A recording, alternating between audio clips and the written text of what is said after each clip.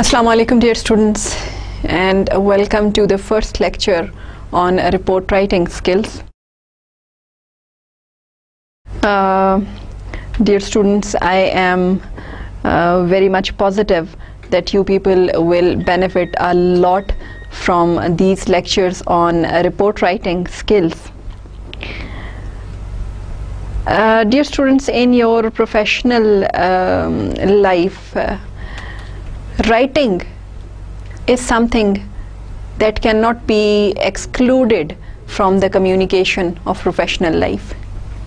When you say that you are supposed to communicate with other people, then that communication can be in the form of oral communication and it can be in the form of written communication as well. But in professional life, you have to write.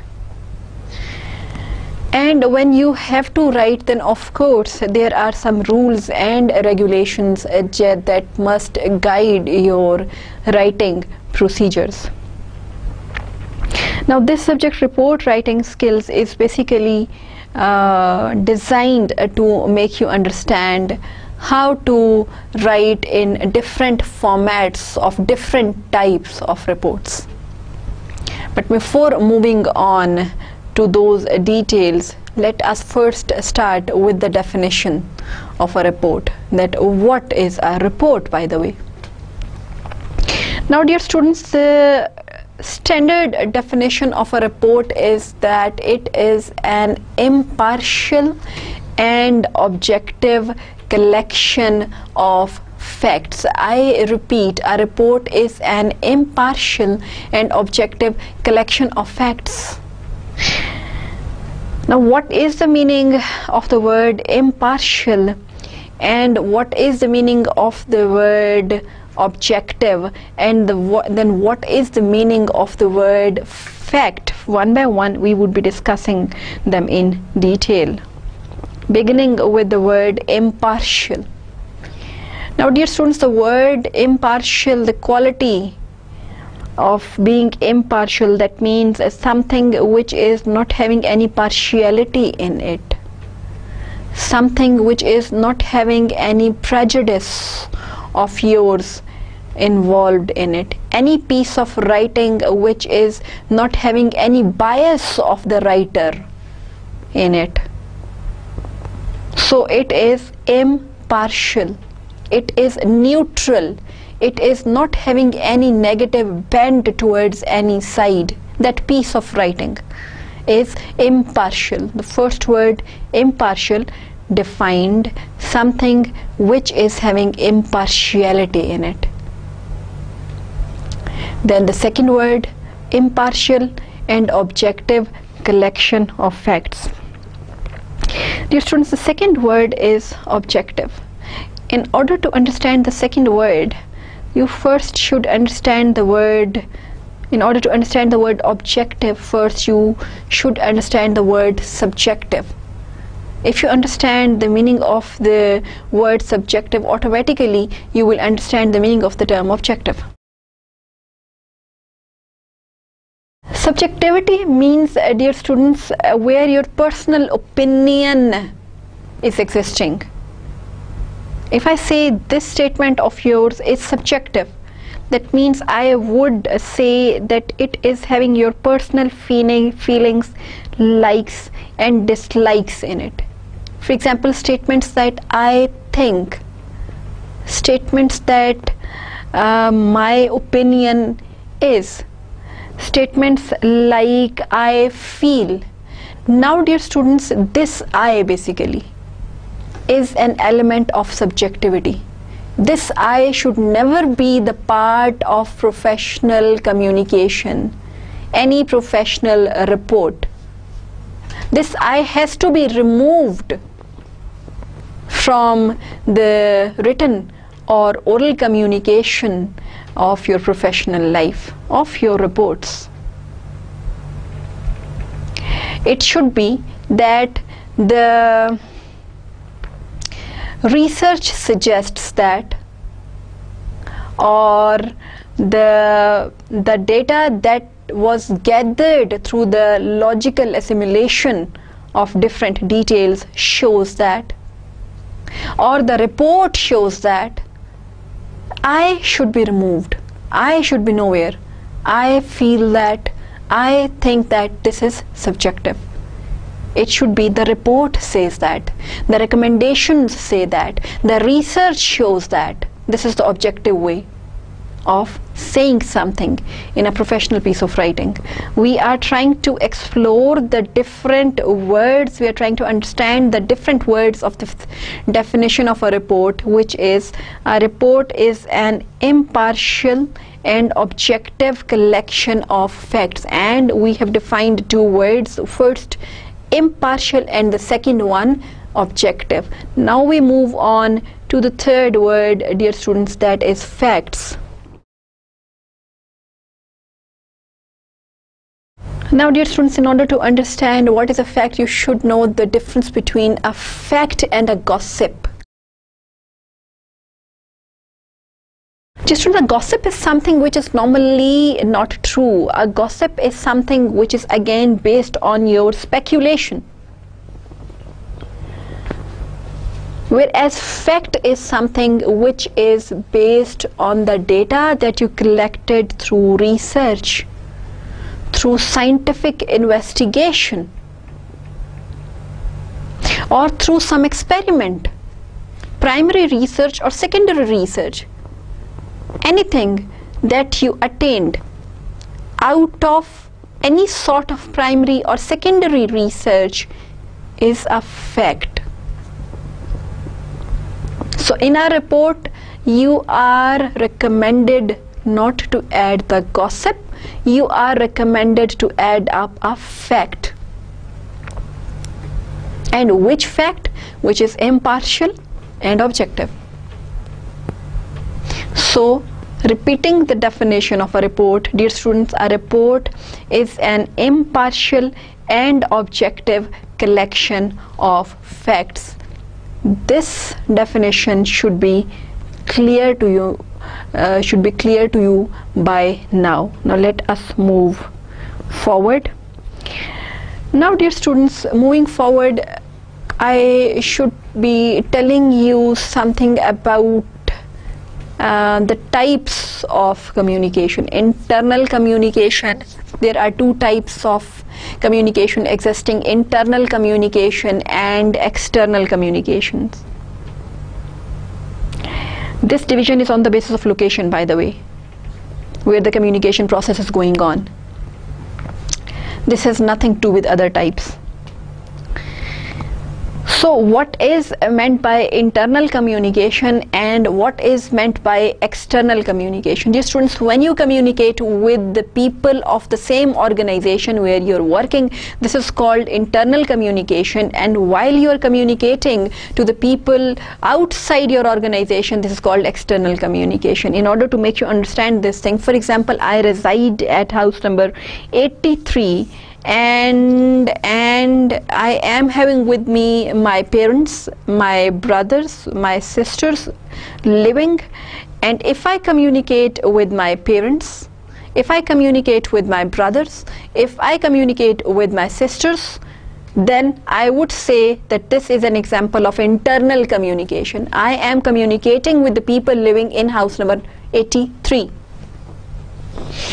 But dear students, if somehow I communicate with the residents of house number 82, this would be an example of external communication. Or if I communicate a passerby on the road outside my house gate, this again would be an example of external communication. So two types of communication: internal communication plus external communication. I think quite clear to you. Why am I telling you these two types of communication? The reason being, different formats of different professional messages are used either for, there are some formats in professional communication that are used only for internal communication. There are some specific formats that are specific for external communication, and there are some formats that exist both for internal communication as well as external communication. And a report is that format that is used, that can be used both for internal communication as well as external communication.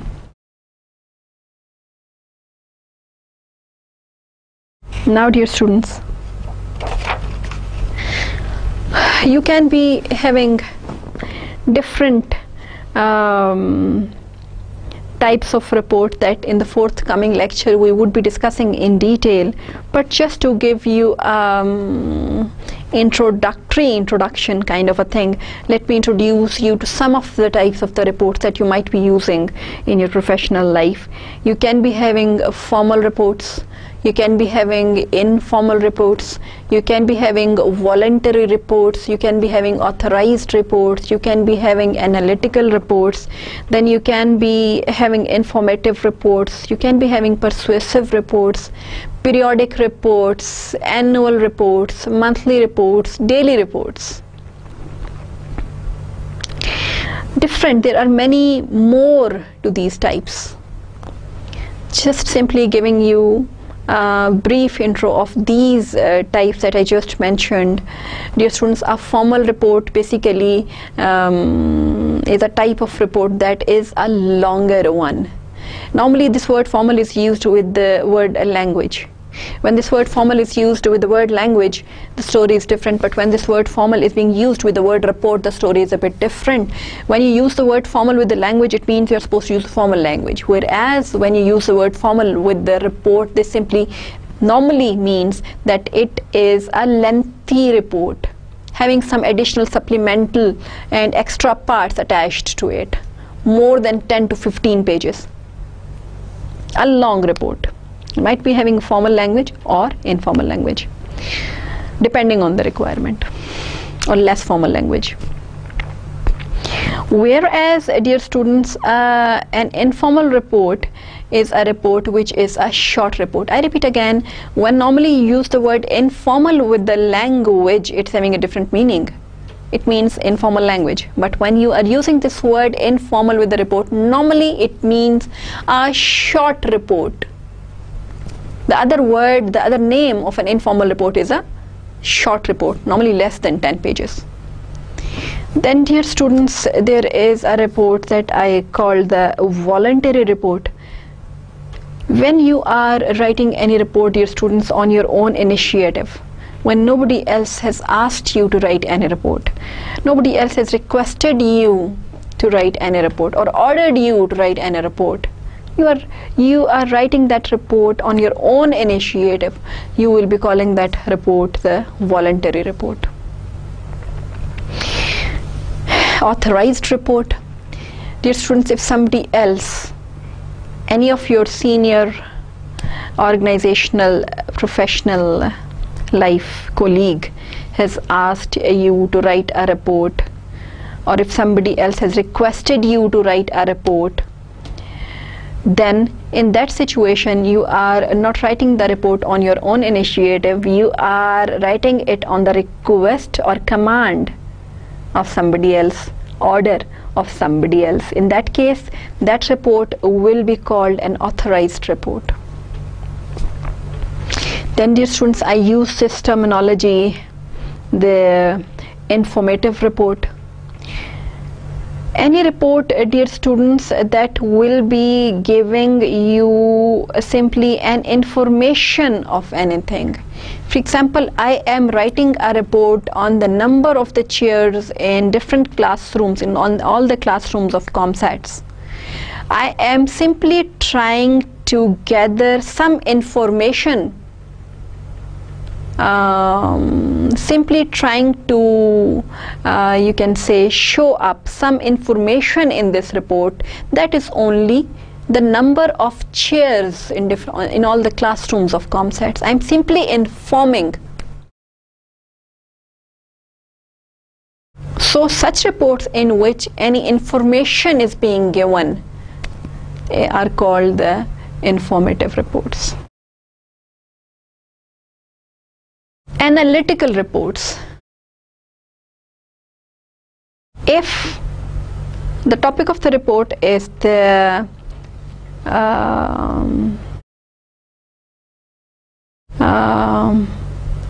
problem of poverty in Pakistan. You are going to write a report on the poverty issue in Pakistan. Now, dear students, there are no chairs that you are counting in this report. There are no tables that you are counting in this report. There are no fans that you are counting in this report. You are analyzing a problem. You will be, yes, analyzing it through proper research, but it will be an analysis of the different circumstances, of the different reasons that went into the making of this problem that is called poverty. So you will be analyzing something. So that would be an example of an analytical report. Then, dear students, persuasive report.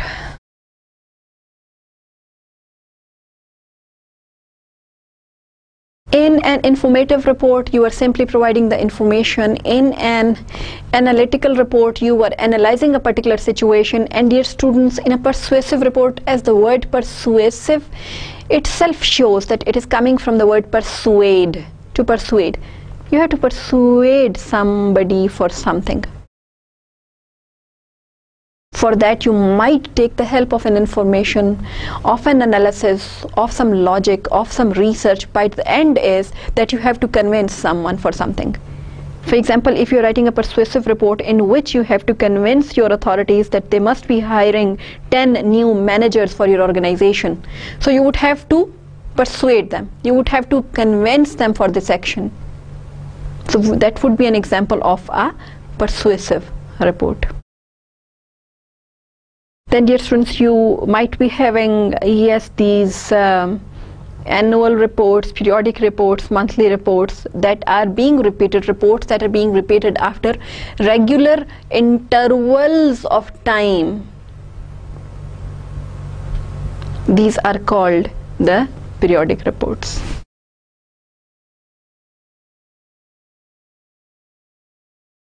Now, dear students, there is something that we call the communication process.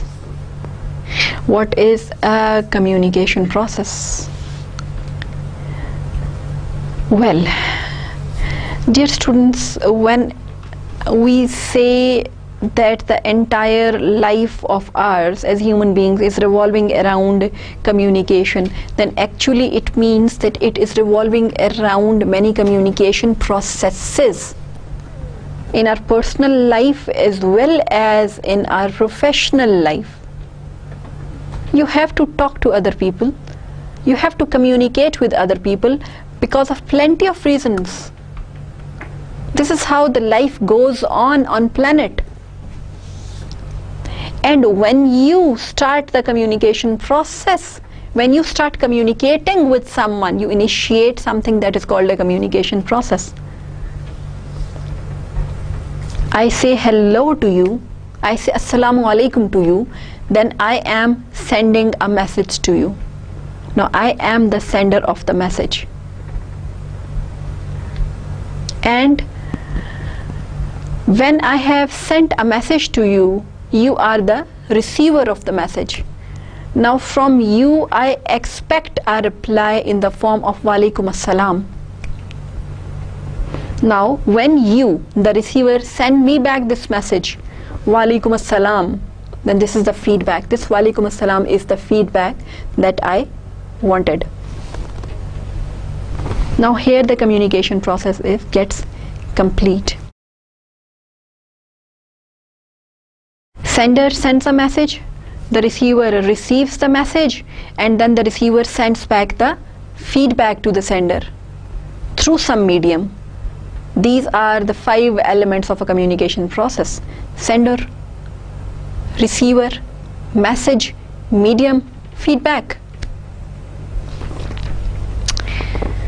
Now, dear students,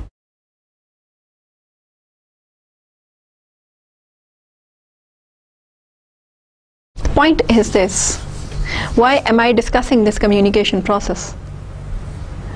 Because I want to tell you, dear students, what is meant by a successful communication process and what is meant by an unsuccessful communication process.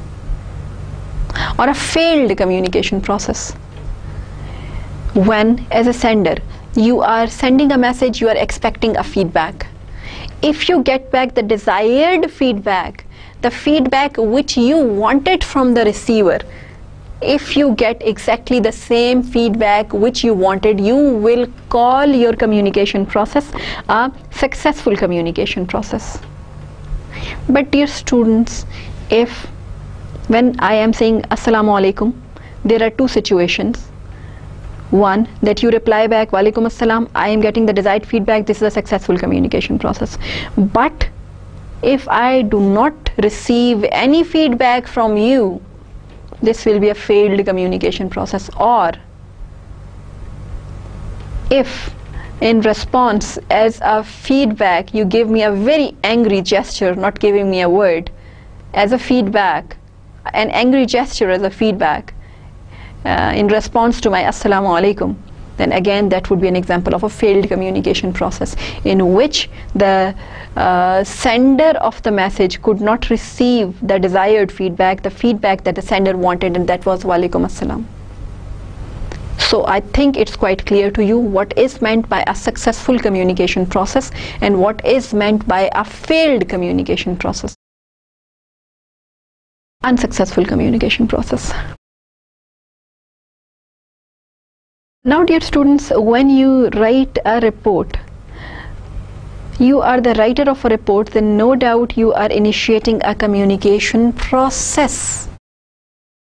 And of course, as the writer of the report, you would like to have the desired feedback out of that communication process that you just have initiated as the writer of the report.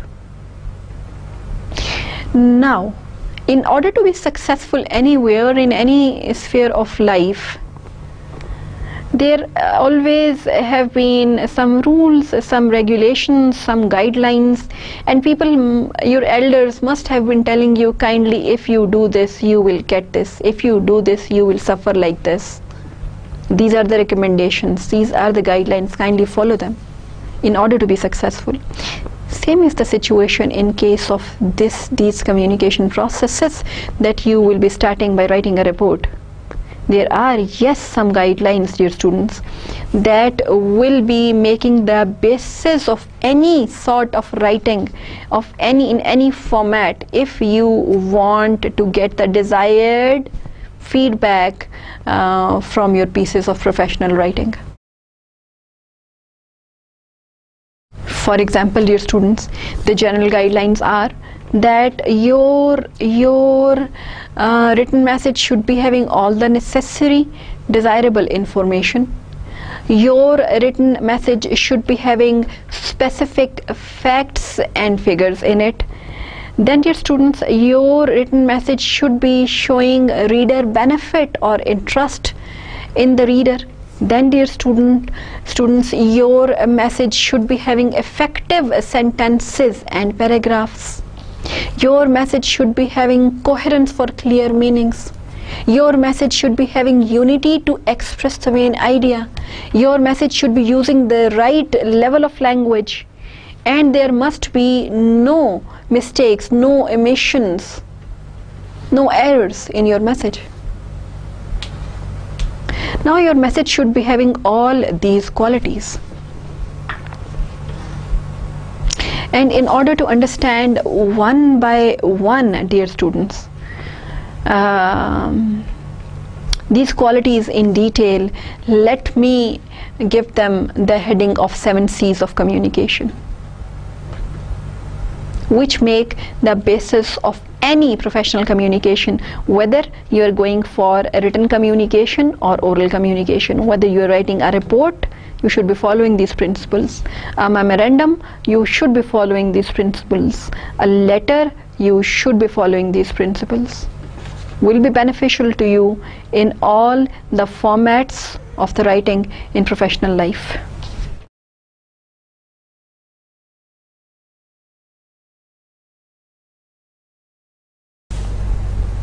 Okay, dear students, the 7 C's are completeness, conciseness, clarity, concreteness. I think I repeated concreteness for the second time. Completeness, then conciseness, then clarity, then concreteness, courtesy, consideration, and correctness. One by one, we will be discussing each in detail, and now we begin with the first one, that is completeness.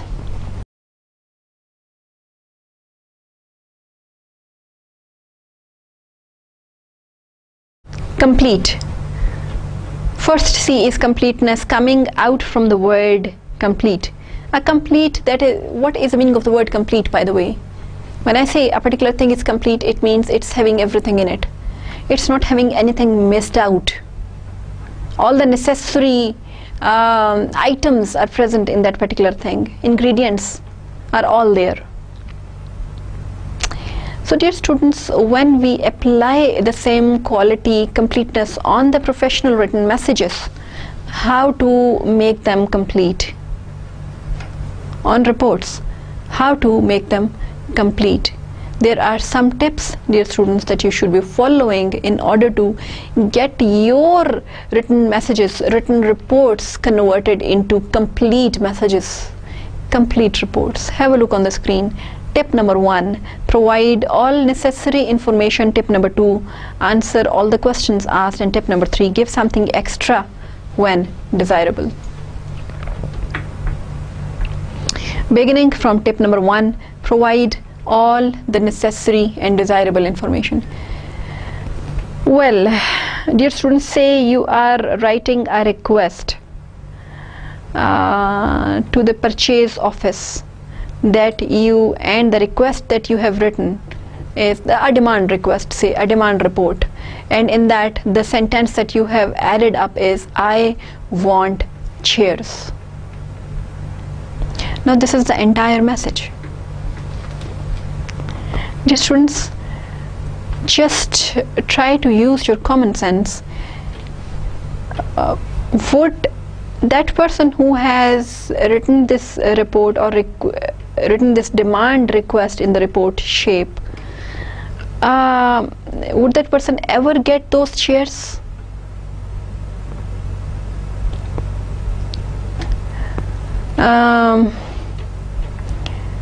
Two chairs are required, 3 chairs are required, 5 chairs are required, 10 chairs are required, 100 chairs are required, not mentioned anywhere.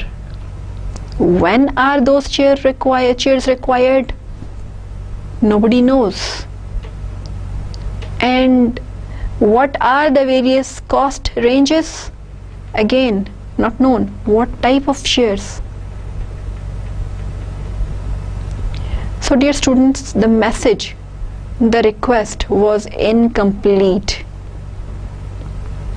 and the communication process that was initiated with this incomplete request will turn out to be a failed communication process, because the feedback that the sender desired was chairs, but those chairs unfortunately cannot reach the sender because of the incomplete message.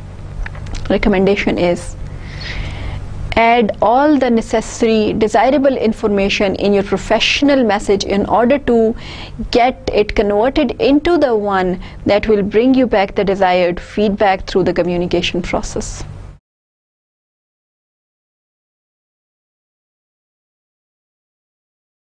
Then dear students, if you are writing a report, then the second, and you want to get your report converted into a complete report, the second tip that you should be following is, they should be answering all the questions that are asked or that might be asked. There are 2 types of questions that are asked clearly. For example, some customer of yours in writing has demanded, say, some details about any product of yours in bullet form. Question number 1, question number 2, question number 3, and question number 4. And you have answered them all. Fine, answer all the questions. You have answered all the 5 questions, but there are some questions that might be asked, that might be there in the mind of the customer, but he or she forgot somehow to add those questions up in the request, so you can answer them yourselves as well. So you must be answering all the questions that are asked or that might be asked in order to get your message converted into a more complete message with a very good will.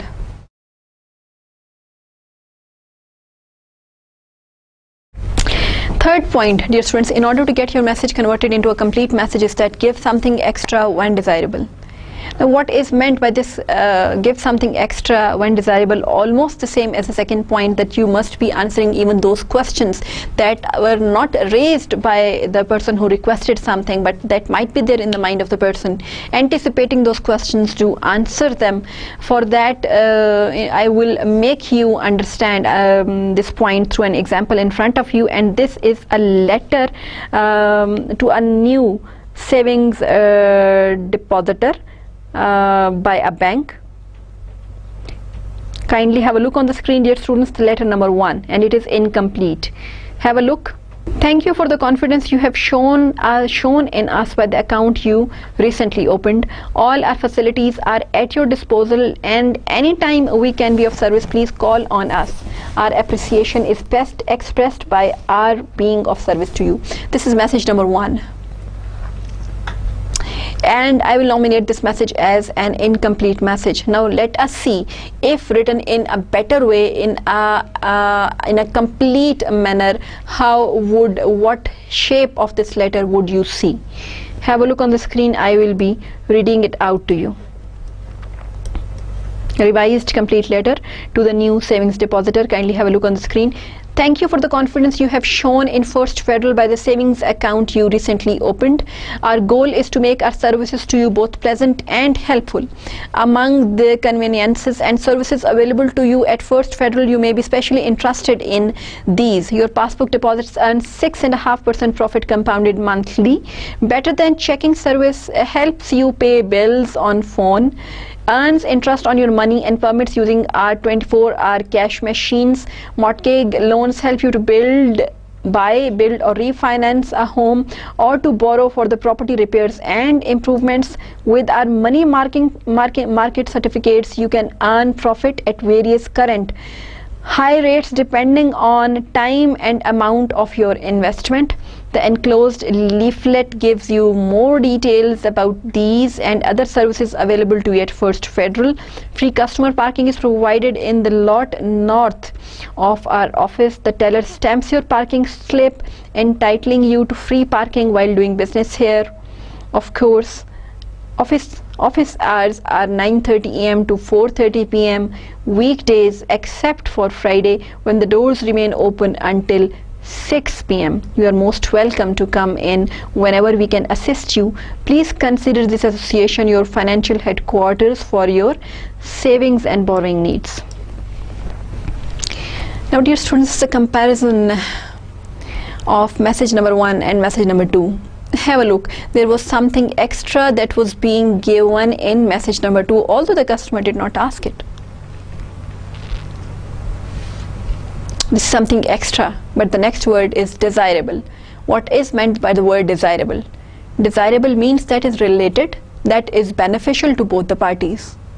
It's quite possible that in future your customer might need any of these services, or he currently needs them, but he or she does not know how to put it in question.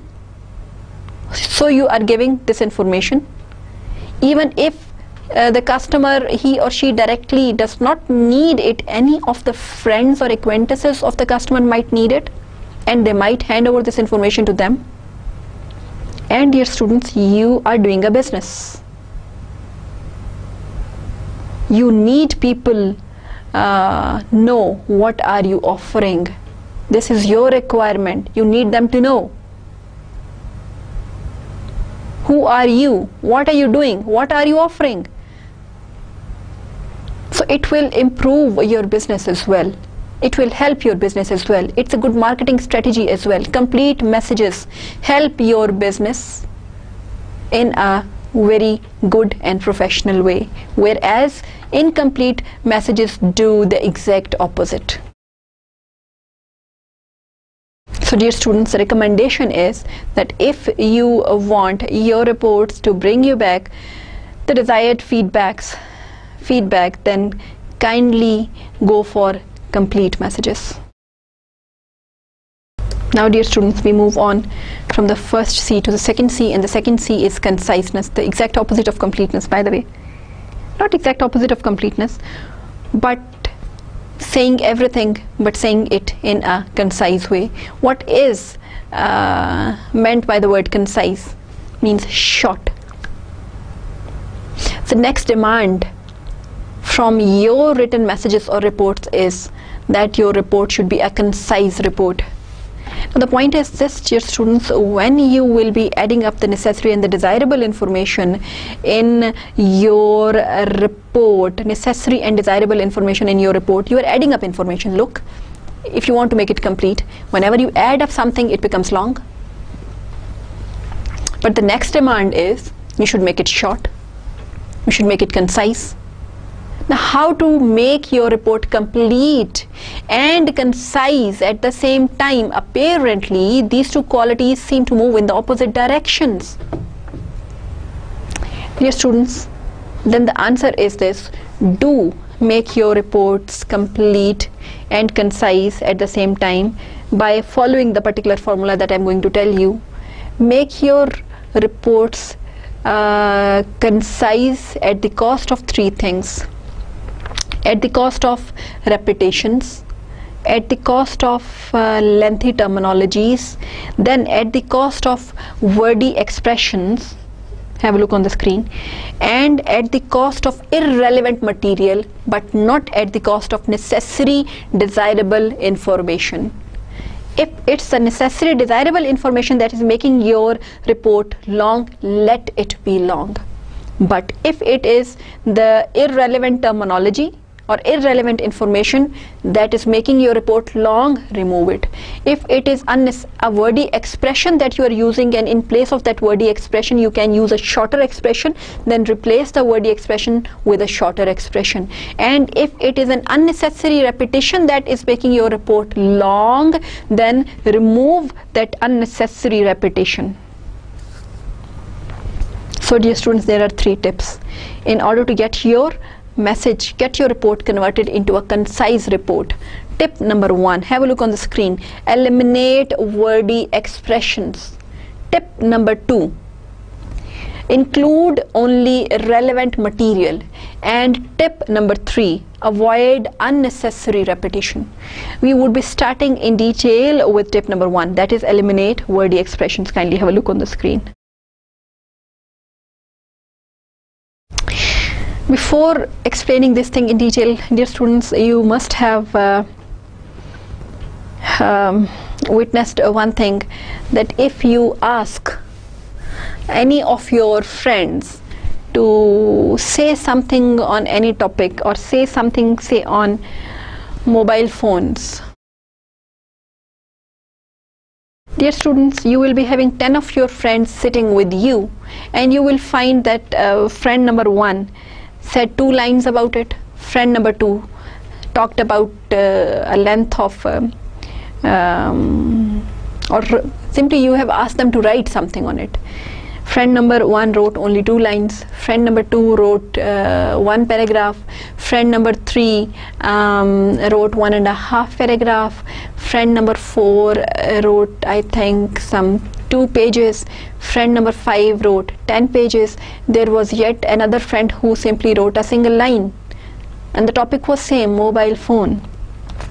And when all the pieces of writing were analyzed, dear students, that friend who simply wrote a single line, that message proved to be the most effective one, saying everything what others had said in many paragraphs but in a single line, not missing out anything, saying everything in a single line. So that means, dear students, sometimes it happens, rather often it happens, that we can say the same thing in fewer number of words, whereas we unnecessarily use greater number of words for saying the same thing. And the recommendation is, kindly use the shortest number of words for saying whatever you want to say, for writing whatever you want to write. And in order to prove my point, kindly have a look on the screen. I will show you some examples of the same thing being said in the greater number of words and the same thing being said in the shorter number of words, smaller number of words. The word is smaller. Okay, have a look on the screen. Wordy. At this time I am cooking food. At this time, at this time. Why don't you say now I am cooking? Why are you using these three words, at, then this, then time? Why not to simply say now I am cooking? Have a look on the screen. Due to the fact that it's raining, I cannot attend the college. Because it's raining, I cannot attend the college. Due to the fact that. A single word because can replace these 1, 2, 3, 5 words. Have a look on the screen. Due to the fact that. A single word in place of these 5 words is enough. Again, the example of wordy expressions being used. As I told you, the same thing can be said in a smaller number of words that is being unnecessarily said in a greater number of words. I have a need for chairs.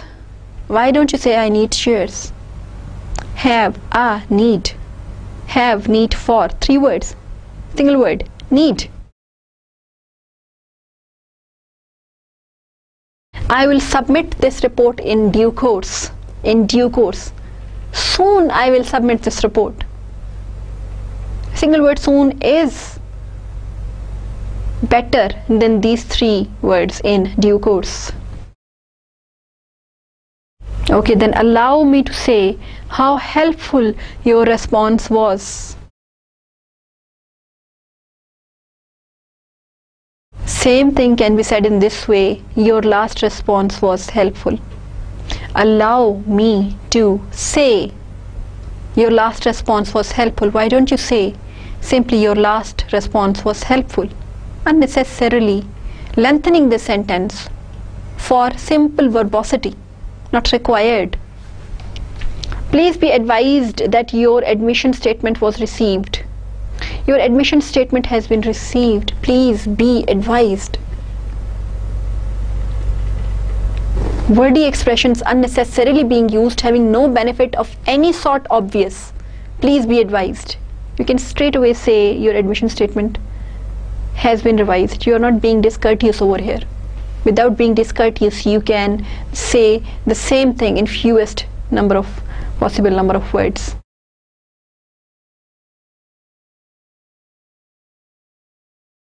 Some other examples. It was known by Mr. Smith that we must reduce inventory. It was known by Mr. Smith that we must. Passive voice is being used, and normally passive voice utilizes greater number of words as compared to active voice. Unnecessarily do not try to play with passive voices. Try to be in active voice as much as possible. Over here, this thing directly can be said as Mr. Smith knew we must reduce inventory. It was known by Mr. Smith that we should reduce inventory. Number of words, let us count. Kindly have a look on the screen. 1, 2, 3, 4, 5, 6, 7, 8, 9, 10. The first sentence. And second, 1, 2, 3, 4, 5, 6. 10 versus 6. If you in a report can cut down 4 words in each sentence and the report is of 200 pages, don't you think the report would reduce half to its size? Just because of the unnecessary words and wordy expressions being removed. There are 4 rules that should be observed. You need not to use this wordy expression. There are 4 rules that should be observed. You simply can directly say 4 rules should be observed. She bought desks that are of executive type. Kindly have a look on the screen. We are discussing that there are wordy expressions, there are wordy ways of saying the same thing which can be said in a better and a concise way. And the examples are proving the fact that yes, people do use wordy expressions unnecessarily, whereas the concise expression for the same thing is already available. but either they do not know it or they do not want to use it somehow. She bought desks that are of executive type. She bought executive type desks. The recipient is the receipt that is enclosed documents. This is a tricky and confused sentence. Let us skip it. Move to the next examples.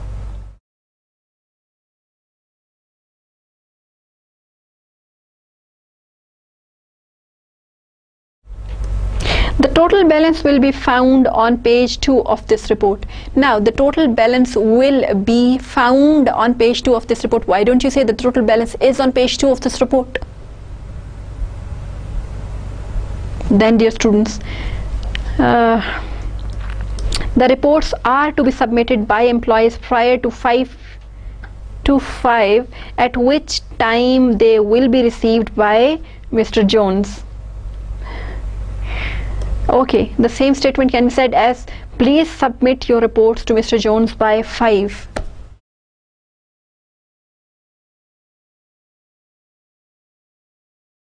Now, dear students, just imagine that you're standing in an auditorium and a report is being presented to you. The speaker starts presenting the report. 10 minutes, 15 minutes, 20 minutes, 25 minutes, 30 minutes. The clock ticks. 1 hour, 1 hour, 30 minutes. Would you be really attentive even after 1.5 hours, and the speaker who is presenting that report is carrying on and on and on? You are the audience, you are the receiver. Is it humanly possible for you to maintain your attention level? No. You will be losing the grip slowly on the words and ideas and logics coming from the speaker. So, dear students, the communication process badly suffers if the writer or the speaker is having a message that is unnecessarily long. It is very important for you as a writer to have a strong hold on your audience. You must make your audience alive till the last sentence of your writing or your speech. And that is not possible if it is a speech of 500, a writing of 500 pages or a speech of 500 minutes. It's only possible when the piece of writing or your speech is crisp, concise, short.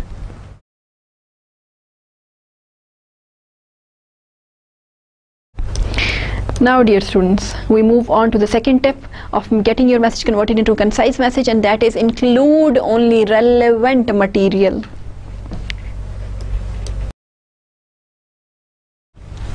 Dear students,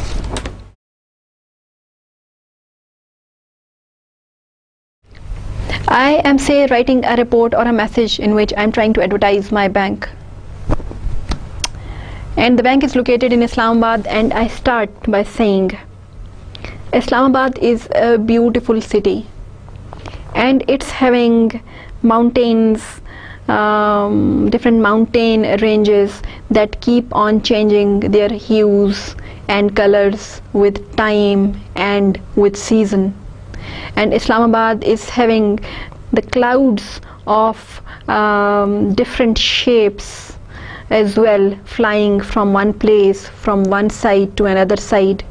Birds of different type and different shapes, unique, or each unique of its own type, are also visible flying here and there in Islamabad. Islamabad is also having a grass of different shades of green, and it's also having the trees of different colors, fruit trees of different fruits, and it is also having many fruit markets in it. And our bank is also a part of this Islamabad city. Please do visit our bank whenever you would like to visit it.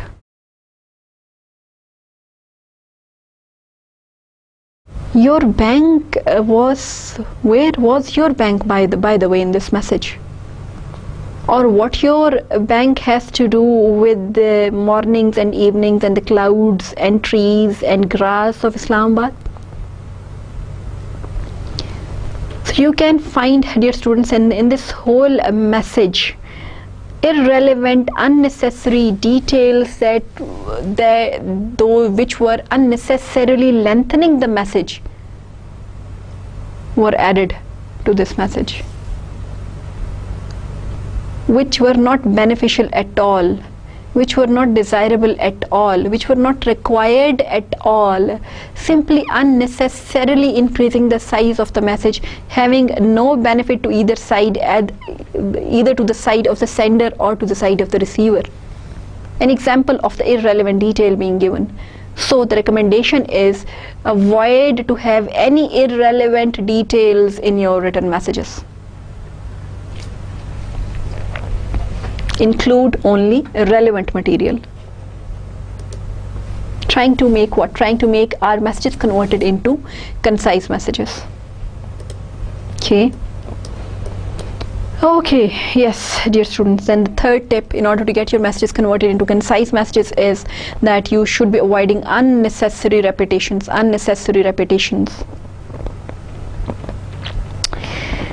Okay. Now, dear students, repetition is of two types. One is the repetition of some information, and the other one is the repetition of some names of some words. Both are not recommended. For example, there is some information that you are launching a Lux product. You have already launched, for example, the Lux soap as a product, and that soap somehow won 3 prizes in the last month. Now you are writing a message to somebody, and how you are starting that message, kindly listen to me. Our Lux product won 3 prizes last month, and Lux company is having 7 offices in Islamabad, and it is having 5 offices in Rawalpindi, and it is having 6 offices in Jeddah. Our Lux product won 3 prizes last month. Then Lux soap is best soap for the skins of all types. If you are having dry skin, even then Lux soap is best. If you are having normal skin, Lux soap is best. If you are having oily skin, Lux soap is best. Our Lux product won 3 prizes last month. Then Lux soap is available in different colors and fragrances, and all of them are unique of their own type, in their own type, and our Lux product won 3 prizes last month. Your Lux product won 3 prizes last month. Was it not enough if it were said only once? Why are you repeating it 4 times in the same message in order to get it converted into an unnecessarily boring and long message? It will be having a very negative impact on the success of your communication process if you are repeating unnecessarily an information in your message. Okay, now dear students, this was an example in which you are repeating some information again and again in the same message, and that should not be done. One information should be given only once in a message. If the requirement is such that you have to repeat it at some other place of the message, that is a different story. Unnecessarily, you should not be repeating any information in your message that will unnecessarily lengthen your message, unnecessarily increase the size of your message. That is not recommended. Similarly, dear students, there is a repetition that is called the repetition of words. That is also not recommended. For example, let me Simply listen to me.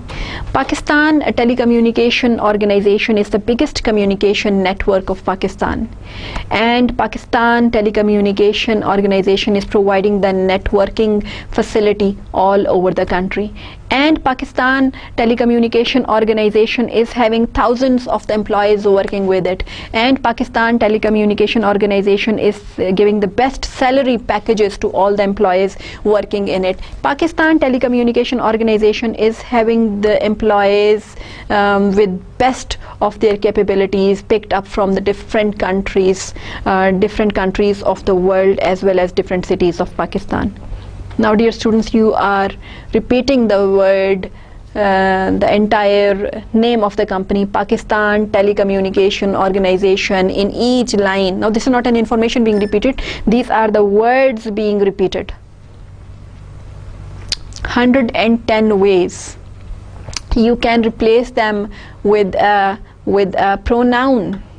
You can replace them with some abbreviations like PTCL, it, or simply our organization. So you should not be repeating the lengthy terminologies, the complete names of the organizations again and again in the message. Not recommended. They will be again increasing the size of your message. That is not recommended for a professional piece of writing. In front of you there are some examples on the screen. Have a look.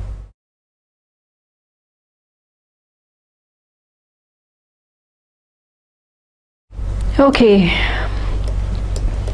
now dear students, we move on to the next quality that you should be adding to your messages or your reports, and that is the quality of consideration. Dear students, first you should understand what is the meaning of this word consideration. And if I say, first you should know the root word is consider. If I say, I will consider your request, I will consider your application, I will give consideration to your point of view, I will consider your point of view, that means I will respect, I will honor, I will pay a bit more attention. So, adding up consideration to your messages mean to add up respect, attention. For whom? For your audience. Your messages should be designed, should be written, your reports should be written in such a way that the receiver of your message feels that he is being honored, respected, and being given special respect and attention. How to add up this element of consideration to your reports? Again, there are some tips, but dear students, before discussing those tips, let me give you a small tip. If in your normal life you want to judge any person, just have a short conversation with that guy, with that lady, with that man, and simply judge the sentences spoken by that person. Analyze those sentences. If all or most of the sentences are beginning with I think that this is a very good example. For example, the person is saying, I think that this food is good, this food is not good. I think that you should be going to that city. I think that you should be going for that degree. I think that you should be wearing this dress.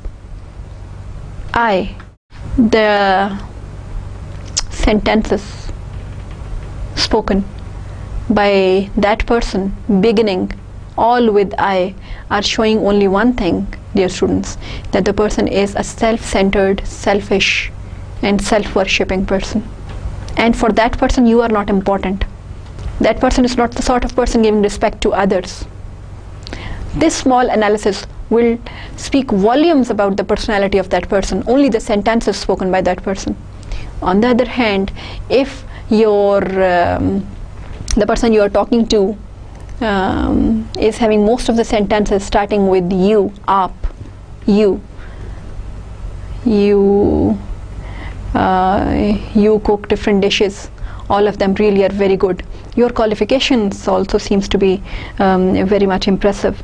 The colors you wear, awesome. Now all the sentences are beginning with you.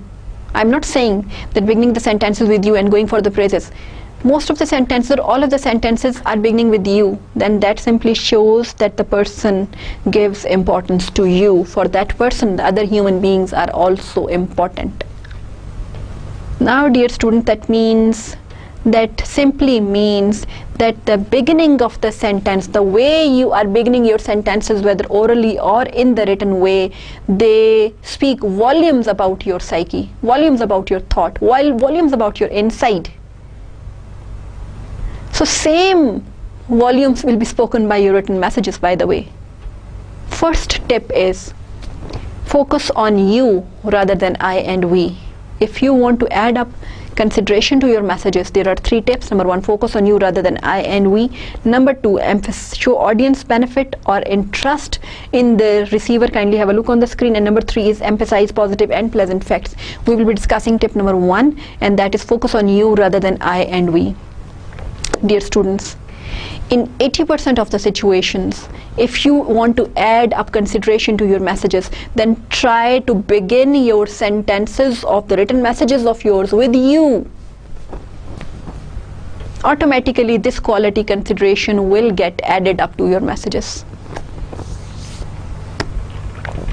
By beginning the sentence with you. Let us have some examples. Have a look on the screen. Here, in front of you on the screen. The sentence, I repeat again, in most of the examples, in 80% of the situations, if you begin your sentences with you, then you attitude, which is equivalent to consideration, will be added up to your messages. In 80% of the situations, if you begin your sentences with you, then you attitude, which is the required one, which is the right attitude, will be added up to your sentences if you start your sentence with you in 80% of the situations, whereas in 20% of the situations it is the exact opposite that we'll be discussing later. Have a look on the screen. The recommended attitude is you attitude, and the attitude which is not recommended is we attitude. And in 80% of the cases, I repeat, you attitude is added up to your messages if you begin your messages with you. The examples are in front of you. Kindly have a look on the screen. We attitude, I am delighted to announce that we will be extending our hours to make shopping more convenient. Now, I am delighted. You are the writer, you are delighted on anything. What does this has to do with your receiver? It's you. That means I am the writer of the message and I am delighted. Why am I communicating my delight to the other person? This sentence is having I attitude, we attitude. That is not recommended. It's the sentence is not having consideration in it. Now let me have a look on the better shape of the same sentence. This sentence can be said in a better way, in a considerate way, having consideration in it. Kindly have a look on the screen. How? You will be able to shop evenings with extended hours. Now the sentence is beginning with you. That means it's for you. You are important. The sentence now is having you attitude in it, consideration in it. Another example of we attitude. We are sure you must be frustrated by the length of the time it has taken to ship your order for Polish gargoyles. Now you attitude, the Polish gargoyles you ordered will reach you within a week. Now dear students, the first sentence started with we, whereas the second sentence with you attitude started with you. This is a better shape of the sentence in which your receiver will feel that the report, the message is having more respect, more honor, more attention for him or her. Dear students, I repeat again, in 80% of the situations, if you begin your messages, kindly be a bit clear about it. Listen to me carefully. In 80% of the situations, if you begin your sentences in your written report or messages with you, it adds up you attitude in it. whereas there are, and if you begin your sentence with we, it adds up I attitude in it. These are the 80% situations.